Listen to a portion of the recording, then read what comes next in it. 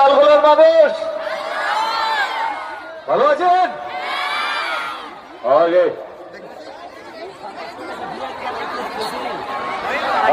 23 তারিখে নির্বাচন আমাদের এলাকায় দেব এলো। দেব এসে দেখছো ভাই কি ভিড়, একদম সব একদম ভিড় আটে না, মানে পরিস্থিতি এতই খারাপ। আর প্রচণ্ড গরম ভাই, টাইম দিয়েছিল 3টে, চলে এসছে ভাই 2:10।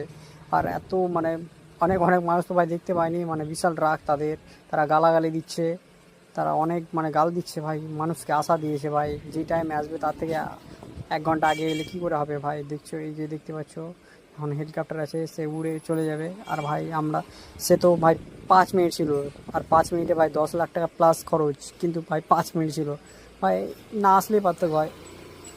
ধুলো দেখছো ভাই, ধুলো এই যে উড়ে চলে গেলো ভাই, যাওয়ার সময় লোককে একদম ধুলো খাইয়ে চলে গেল। আর ফালতু ফালতু অত টাকা খরচা করে চলে গেলো ভাই, 5 মিনিটে 10 লাখ টাকা প্লাস খরচ।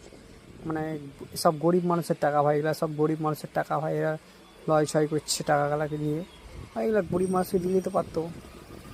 চলে গেল হেলিকপ্টারে উড়তে আরেকজনকে, মানে আরেকদিকে যাবে মানুষকে বোকা বানাতে।